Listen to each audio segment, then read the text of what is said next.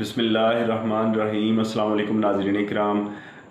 जैसे कि जिनसियात के मुतल्लिक आजकल हम गुफ्तगू कर रहे हैं और पिछली दो वीडियोस आप देख चुके हैं कि वो हमने इसी टॉपिक पे गुफ्तगू की है। तो आज भी हम इसी टॉपिक पे गुफ्तगू करेंगे और आज का हमारा मौजू होगा जी लेकोरिया। और हम बताएंगे कि लेकोरिया मर्ज़ है क्या, इसकी हकीकत क्या है और कब जाके आप इस इलाज मतलब अगर करते हैं इलाज में नाकामी क्यों होती है या इसका कामयाब इलाज किस तरह से किया जाता है। और इस हवाले से मैं नुस्खा भी आपके गोशगुजार करूँगा। और लेकोरिया जैसे कि मैंने अर्ज़ की है कि लेकोरिया की हकीकत, तो सबसे पहले इस चीज़ को जान लें कि लेकोरिया क्या है। ठीक है, तो लेकोरिया है यूट्रस से आने वाली रतूबत। ठीक है, अब उस रतूबत की माहियत मुख्तलिफ हो सकती है, उसकी शक्ल मुख्तलिफ हो सकती है। वो अंडे की सफ़ेदी की मानद हो सकता है, बिल्कुल पानी की तरह बेरंग हो सकता है। अच्छा, वो जैसे फटा हुआ दूध होता है इस शक्ल में हो सकता है, वो जर्दी माइल पानी की शक्ल में हो सकता है। ठीक है, तो ये लेकोरिया की मुख्तलिफ अक़साम हैं और इसी तरह से इनका मुख्तलिफ इलाज है। अच्छा, इसमें जैसे मैं अर्ज़ कर रहा हूँ कि मर्ज़ कैसे है और मर्ज़ कैसे नहीं है, यानी किसको लेकोरिया कहेंगे, किसका इलाज करवाएंगे, किसका इलाज हम नहीं करवाएंगे और किसका इलाज बग़ैर दवा के हो सकता है। मिसाल के तौर पे अगर जो है वो रतूबत जो आपका पीरियड साइकिल है जहाँ से वो शुरू होता है माहवारी से कुछ दिन पहले अगर पानी का अखराज होता है थोड़ा बहुत, और इसी तरह से पीरियड्स के 1-2 दिन 3 दिन बाद तक ये थोड़ा थोड़ा सा सिलसिला रहता है, तो ये चीज़ बिल्कुल नॉर्मल होती है। इसके लिए किसी किस्म के किसी इलाज की कोई ज़रूरत नहीं है। अच्छा, बाज़ का होता ये है कि यूट्रस के बिल्कुल एंड पे, बाहर की तरफ एंड पे इन्फेक्शन हो जाती है। ठीक है जी, तो उस इन्फेक्शन को ख़त्म करने के लिए यूट्रस उस पानी को रिलीज़ करती है कि जो एसिडिक होता है। ठीक है, और वैसे भी अगर बहुत ज़्यादा हम सफाई का ख्याल नहीं रखते तो तब भी ये मसला हो जाता है। और बहुत ज़्यादा ऐसी ग़िज़ाएँ कि जो फ़ास्ट फूड में आती हैं और बारबेक्यू वगैरह का कसरत से इस्तेमाल, वो भी अक्सर इन्फेक्शन कर जाता है, उसकी वजह से भी इन्फेक्शन हो जाती है। बहुत ज़्यादा टाइट कपड़े पहनना, ठीक है, और बहुत ज़्यादा टाइट अंडर गारमेंट्स का इस्तेमाल और अंडर गारमेंट्स को ज़्यादा देर तक न धोना, उनको साफ़ न रखना, ये भी एक वजह बनती है इन्फेक्शन की। और इस इन्फेक्शन के बाद अक्सर लेकोरिया शुरू हो जाता है। ठीक है, तो इसका इलाज बजाय किसी दवा के आप सिर्फ सफाई पे ज़्यादा तवज्जो रखें तो ये मसला ठीक हो जाता है। अच्छा, अब दूसरी तरफ आते हैं कि वो लेकोरिया के जो अपने अंदर एक यानी दौरे की शक्ल रखता हो, यानी अच्छा ये उनके साथ इशू होता है उन ख़वातीन के साथ कि जो शादी के बाद या तो जो है वो शौहर बाहर चला गया, ठीक है, या किसी भी वजह से मतलब जो है वो मिल नहीं पा रहे, ठीक है, तो उस वजह से फिर जो है एक हिजानी कैफियत रहती है और शहवत के दौरे से पड़ते हैं। ठीक है, जिस्म में पट्ठों में ईंठन होती है और फिर पानी का अखराज होता है। ठीक है, तो ये वही चीज़ है कि जिसके बारे में अक्सर पुराने लोग कहते थे कि जी अगर ये इशू है तो ये दौरे वगैरह पड़ते हैं और इस तरह से लेकोरिया का इशू है तो आप जो है वो शादी कर दें, शादी से ये मसला हल हो जाएगा, और बिल्कुल बात उनकी ठीक थी।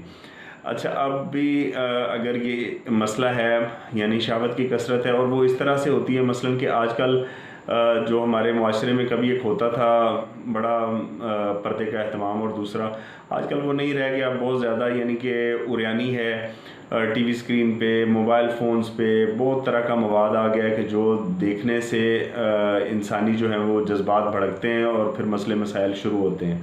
ठीक है, फिर नफ्सियाती मसले मसाइल भी शुरू होते हैं, जिस्मानी मसले मसाइल भी शुरू होते हैं। तो वो एक ख़ास किस्म का लेकोरिया है कि जो दवाइयों से ठीक नहीं होता। ठीक है जी, उसके लिए सिर्फ उसका एक तो है जी कि आप अपने जहन को साफ़ रखना शुरू करें, आप नमाज की बाकायदगी करें।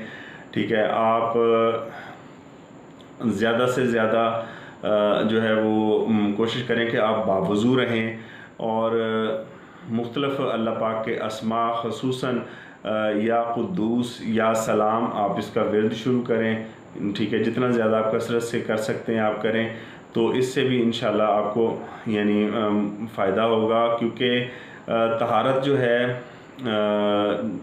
अल्लाह नबी अकरम सल्लल्लाहु अलैहि वसल्लम का जैसे फरमान है कि अल्लाह पाक है और वो पाकी को पसंद फरमाता है। तो जब आप उसके पाक नामों से पुकारेंगे तो वो उसकी जो तजल्ली तहारत है, उसकी अल्लाह पाक की जो तजल्ली पाकीज़गी है वो आप पे आएगी और इंशाल्लाह आपका ये जो आपकी जो नापाकी है ये जाती रहेगी, ठीक है। अच्छा, अब तीसरा मसला, अच्छा इसमें अगर आप चाहते हैं कि यानी आपने सारा कुछ करके देख लिया, आप जहन को साफ भी रख रहे हैं, आप जो है वो उस तरह का जो जज्बात को भड़काने वाला और शहवत अंगेज़ मवाद आप वो भी नहीं देख रहे, लेकिन इसके बावजूद मसला हल नहीं हो रहा, तो फिर आपने ये करना है जी कि आपने 50 ग्राम छोटी इलायची लेनी है, ठीक है जी।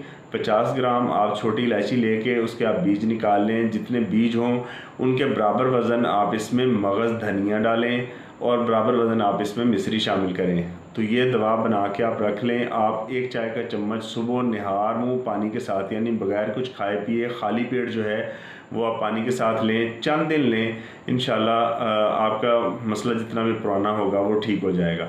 अच्छा, अब वो ख़वातीन के जिनमें मसला है तीसरी टाइप का जो लेकोरिया है कि भाई उनमें बहुत ज़्यादा स्मेल है, ठीक है। तो जैसे मैंने अर्ज़ किया कि इन्फेक्शन होगी तो लाज़मी बात है कि स्मेल आएगी। अब उसमें कुछ दवाइयाँ मतलब कि जो लोग इस्तेमाल करते हैं, लगातार दवाइयाँ इस्तेमाल करते जाते हैं, फ़ायदा होता कुछ नहीं है, नए मसले मसाइल शुरू हो जाते हैं। तो उनको ये चाहिए कि वो रहन की सफाई के लिए ये चंद चीज़ें जो मैं बता रहा हूँ आप इनका इस्तेमाल करें।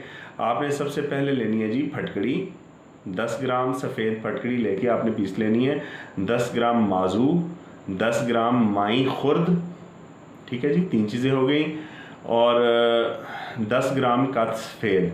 ये 3 चीज़ें लेके आप इनको पीस लें। पीसने के बाद छोटी छोटी इसकी आप यानी 1 चाय का चम्मच का यूँ आप कह लें कि जी आधे से थोड़ा ज़्यादा हो, ये आप एक मलमल की छोटी सी यानी ले लें, आप कपड़ा छोटा सा काट लें मलमल का, उसमें आप रख के इसको अच्छी तरह धागे से बांध के तो आप ये रहम में रखवाएं, ठीक है, ताकि अंदर की इन्फेक्शन ख़त्म हो, अंदर से बैक्टीरिया जरासीम जो हैं वो ख़त्म हो। जैसे वो ख़त्म होंगे वो आपका लेकोरिया ठीक हो जाएगा। क्योंकि आप अगर 12 दवाइयाँ खा चुके हैं और मसला हल नहीं हो रहा, तो आप इस चीज़ को समझें कि जो अंदरूनी इन्फेक्शन है उसके लिए जो आप दवाई खा रहे हैं वो नाकाफ़ी है, तो इसके लिए दवाई रहम में रखना भी बड़ा ज़रूरी है, ठीक है जी। तो मेरे ख़्याल में काफ़ी आज के टॉपिक पे भी सैर हासिल गुफ्तगू हो चुकी है।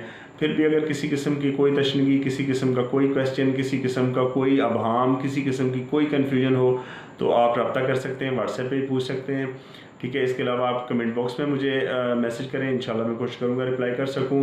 और जो चीज़ें मैंने बताई हैं इन पर आप कोशिश करें कि अमल करें।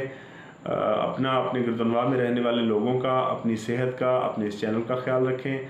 मिलते हैं इंशाल्लाह अगली वीडियो में, तब तक के लिए अल्लाह हाफ़िज़।